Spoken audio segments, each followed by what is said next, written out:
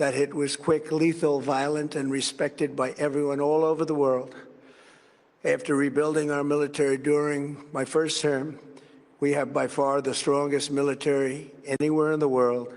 And now we're working along with Venezuela and are, in a true sense, joint venture partners. We're getting along incredibly well in the production and sale of massive amounts of oil and gas, the second largest reserves on Earth after the United States of America. We're now totally independent of the Middle East, and yet we are there to help. We don't have to be there. We don't need their oil. We don't need anything they have, but we're there to help our allies.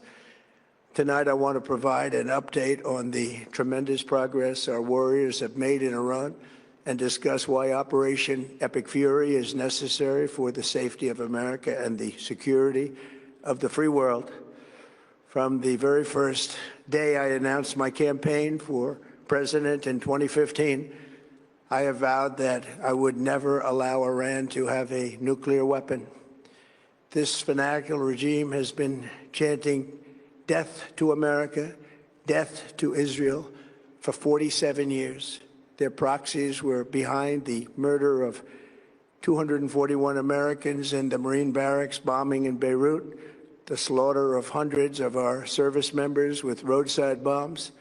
They were involved in the attack on the USS Cole, and they carried out the countless other heinous acts, including the just horrible, bloody atrocities of October 7th in Israel, something that most people have never seen anything like it.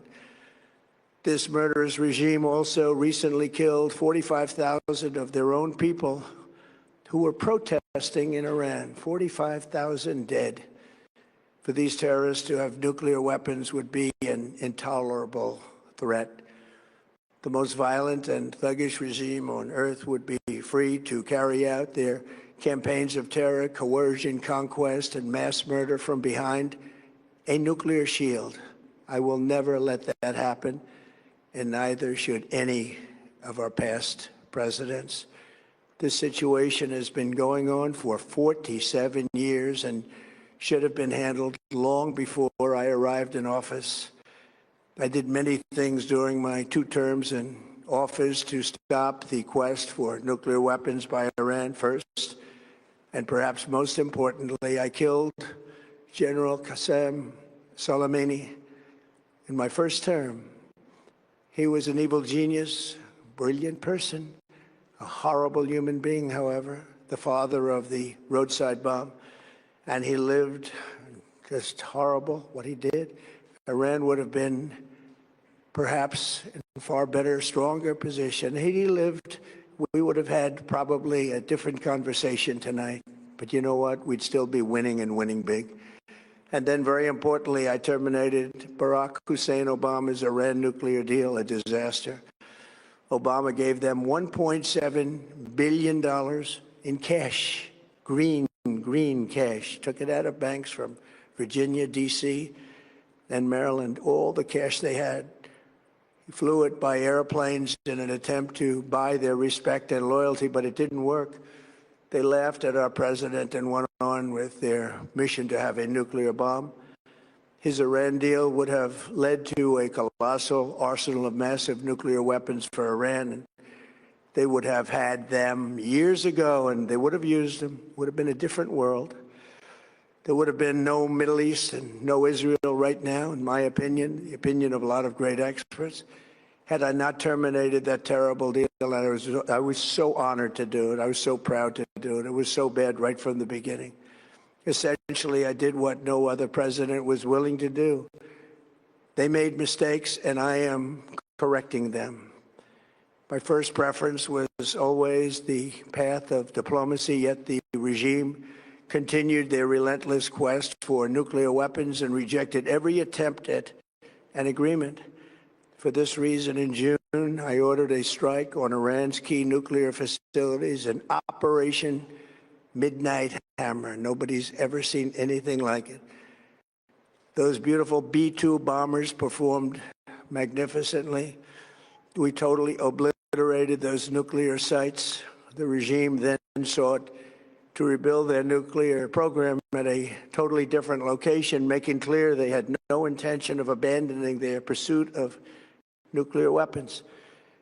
They were also rapidly building a vast stockpile of conventional ballistic missiles and would soon have had missiles that could reach the American homeland, Europe, and virtually any other place on Earth. Iran's strategy was so obvious. They wanted to produce as many missiles as possible, and they did, with the longest range possible. And they had some weapons that nobody believed they had. We just learned that out. We took them out. We took them all out so that no one would really dare stop them. And their race for a nuclear bomb, a nuclear weapon like nobody's ever seen before. They were right at the doorstep. For years, everyone has said that Iran cannot have nuclear weapons, but in the end, those are just words if you're not willing to take action when the time comes. As I stated in my announcement of Operation Epic Fury, our objectives are very simple and clear. We are systematically dismantling the regime's ability to threaten America or project power outside of their borders. That means eliminating Iran's Navy, which is now absolutely destroyed, hurting their Air Force and their missile program at levels never seen before, and annihilating their defense industrial base. We've done all of it. Their Navy is gone. Their Air Force is gone. Their missiles are just about used up or beaten. Taken together, these actions will cripple Iran military, crush their ability to support terrorist proxies, and deny them the ability to build a nuclear bomb. Our armed forces have been extraordinary. There's never been anything like it militarily. Everyone is talking about it, and tonight I'm pleased to say that these core strategic objectives are nearing completion. As we celebrate this progress, we think especially of the 13 American warriors who have laid down their lives in this fight to prevent our children from ever having to face a nuclear Iran. Twice this past month, I have traveled to Dover Air Force Base, and it's been something. I wanted to be with those heroes as they return to American soil, and I was with them and their families, their parents, their wives, their husbands. We salute them, and now we must honor them by completing the mission for which they gave their lives. And every single one of the people, their loved ones said, "Please, sir, please finish the job," every one of them. And we are going to finish the job, and we're going to finish it very fast. We're getting very close. I want to thank our allies in the Middle East, Israel, Saudi Arabia, Qatar, the UAE, Kuwait, and Bahrain. They've been great, and we will not let them get hurt or fail in any way, shape, or form. Many Americans have been concerned to see the recent rise in gasoline prices here at home. This short-term increase has been entirely the result of the Iranian regime launching deranged terror attacks against commercial oil tankers in neighboring countries that have nothing to do with the conflict.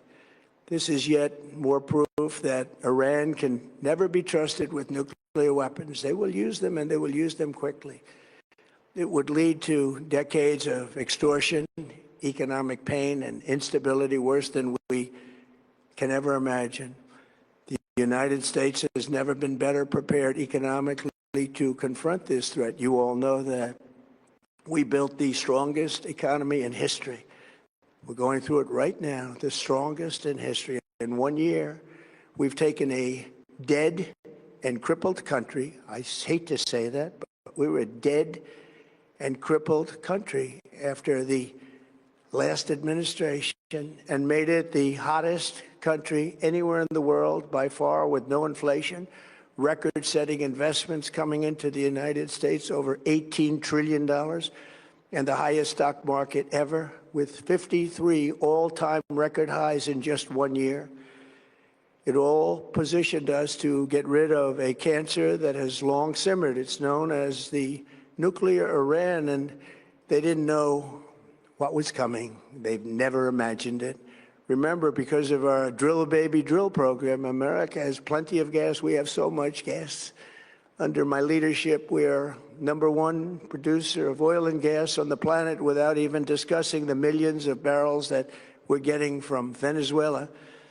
Because of the Trump administration's policies, we produce more oil and gas than Saudi Arabia and Russia combined. Think of that, Saudi Arabia and Russia combined. And that number will soon be substantially higher than that.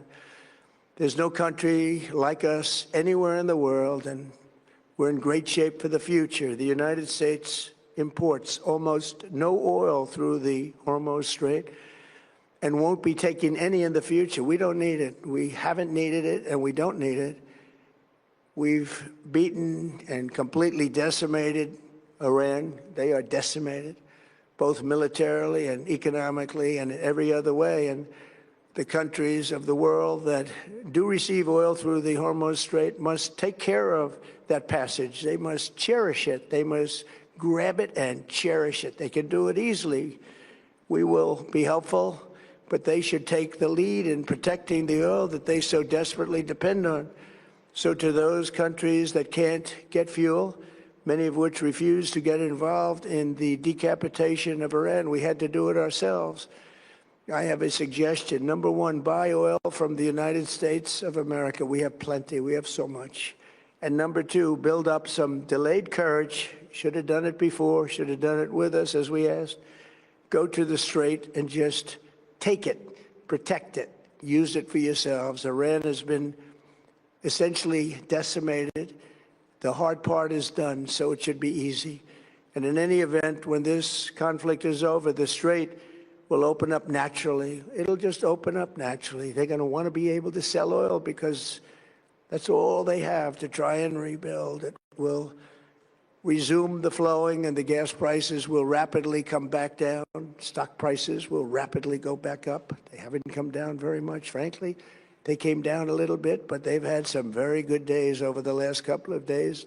We've done actually much better than I thought, but we had to take that little journey to Iran to get rid of this horrible threat. With our historic tax cuts, where people are just now talking about receiving larger refunds than they ever thought possible, they are getting so much more money than they thought. That's from the great, big, beautiful bill. Our economy is strong and improving by the day, and it will soon be roaring back like never before. It will top the levels that it was a month ago.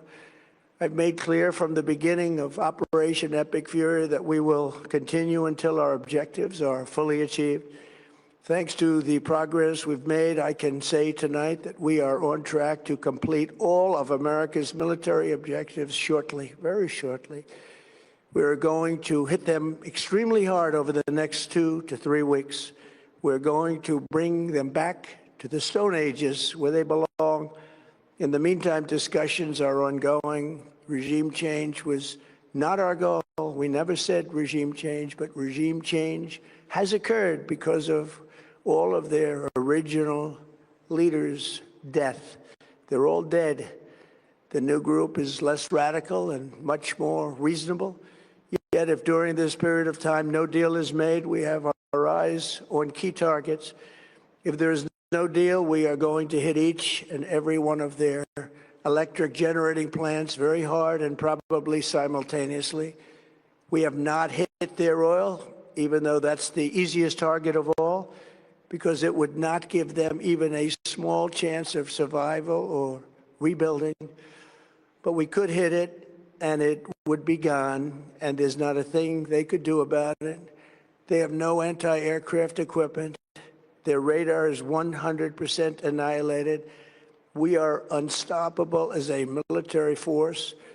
The nuclear sites that we obliterated with the B-2 bombers have been hit so hard that it would take months to get near the nuclear dust, and we have it under intense satellite surveillance and control. If we see them make a move, even a move for it, we'll hit them with missiles very hard again. We have all the cards, they have none. It's very important that we keep this conflict in perspective. American involvement in World War I lasted 1 year, 7 months, and 5 days. World War II lasted for 3 years, 8 months, and 25 days. The Korean War lasted for 3 years, 1 month, and 2 days. The Vietnam War lasted for 19 years, 5 months, and 29 days.